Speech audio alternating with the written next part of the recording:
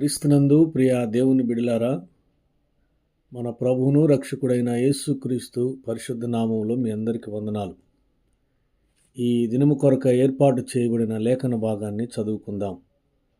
మత్తయి సువార్త 6వ అధ్యాయము 13వ వచనం. మమ్మును శోధనలోనికి తేక దుష్టుని నుండి మమ్మును తప్పించుము.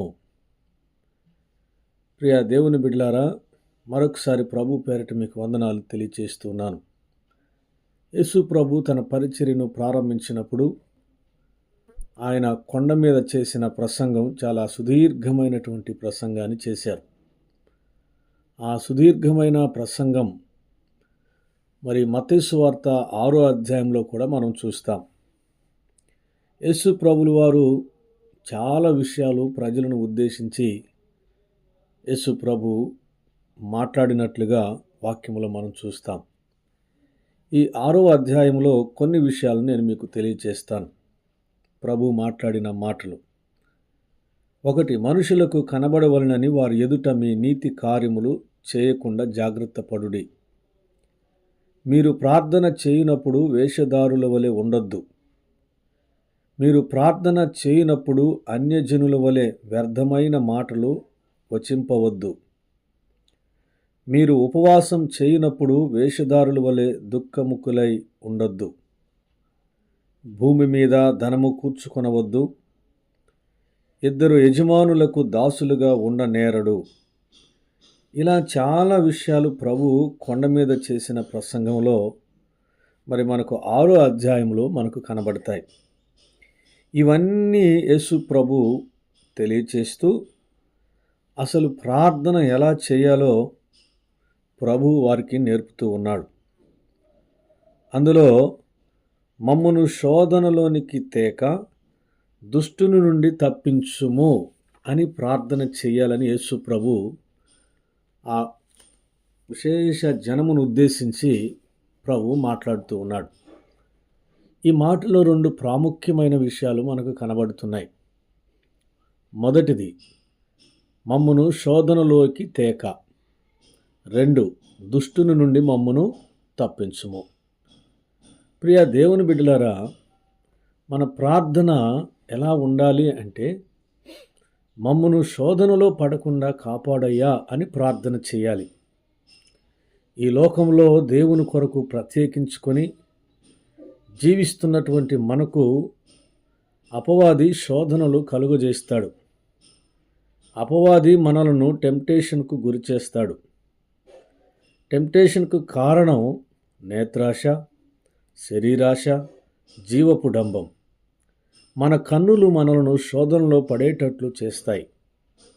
ఈ శరీరం మనలను శోధనలో పడేటట్లు చేస్తుంది. జీవపు డంబం మనలను శోధనలో పడేటట్లు చేస్తుంది. అపవాది మనలను ప్రలోభాలకు గురిచేసి అనేక రకాలుగా మనలను శోధనలకు గురిచేసి మనలను తీర్పులో నిలబెట్టడమే వాని యొక్క అంతిమ ధ్యేయం. అంత మాత్రమే కాదు, నిన్ను దేవునికి దూరం చేయటం వాని యొక్క లక్ష్యం. ఇందుకొరకు సాతానుడు మనకు అనేకమైన శోధనలు కలుగజేస్తాడు. ఈ లోకంలో యేసు ప్రభు కూడా అపవాది చేత శోధించబడ్డాడు. అపవాది యేసు ప్రభును అనేక ప్రలోభాలకు గురిచేసింది. మీరు మత్తయి సువార్త 4వ అధ్యాయం 1 నుండి 10వ వచనం వరకు చదివితే ఆ విషయాలు అక్కడ కనబడతాయి. అందుకే యేసు ప్రభు తనను వెంబడించేటువంటి వారికి ప్రభు ఎలా ప్రార్థన చేయాలో నేర్పుతూ ఉన్నాడు. మమ్మును శోధనలో పడిపోకుండా ఉండునట్లు కాపాడమని ప్రార్థన చేయాలి. మన ప్రార్థన ఎక్కువ మంది ఈ కోవలో ప్రార్థన చేయరు. మన ప్రార్థన అంతా కూడా మన అవసరాల చుట్టూనే మన ప్రార్థన ఉంటుంది. మనము ప్రార్థించవలసింది అపవాది కలిగించే శోధనలో పడకుండా అనుదినము కాపాడు ప్రభు అని మనం ప్రార్థన చేయాలి.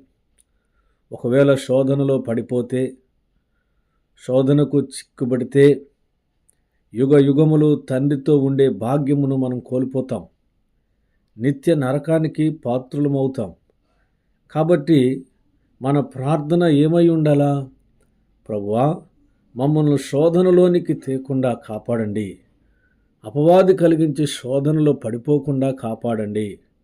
అనుదినము మా జీవితంలో ఎదురెత్తున్న ప్రతి శోధనను జయించగలిగిన శక్తిని మాకిమ్మని యేసు ప్రభును మనము ప్రార్థన చేయాలి. రెండో మాట, దుష్టుని నుండి మమ్మను తప్పించుము. అపవాదికి మరొక పేరు దుష్టుడు. దుష్టుడు ఎప్పుడూ కూడా కీడు చేయవానిగానే ఉంటాడు. దుష్టుడు మనపై ఎక్కుపెట్టే ప్రతి అగ్ని బాణముల నుండి తప్పించుకునే నిమిత్తం మనము దేవునికి ప్రార్థన చేయాలి. దుష్టుని నుండి మనము రక్షించబడాలంటే ప్రభువుకు అనుదినము ప్రార్థన చేయవారిగా మనం ఉండాలి. ఇట్టి ప్రార్థనను మనము అనుదినము చేయవారిగా ఉంటే శోధనలో పడిపోకుండా ఉంటాం. అపవాది చేతిలో చిక్కుబడకుండా ఉంటాం. దేవుడు తన భద్రతను, తన క్షేమమును మనకు అనుగ్రహిస్తాడు. అటు కృపా పరిశుద్ధాత్మ దేవుడు మనందరికి అనుగ్రహించునుగాక.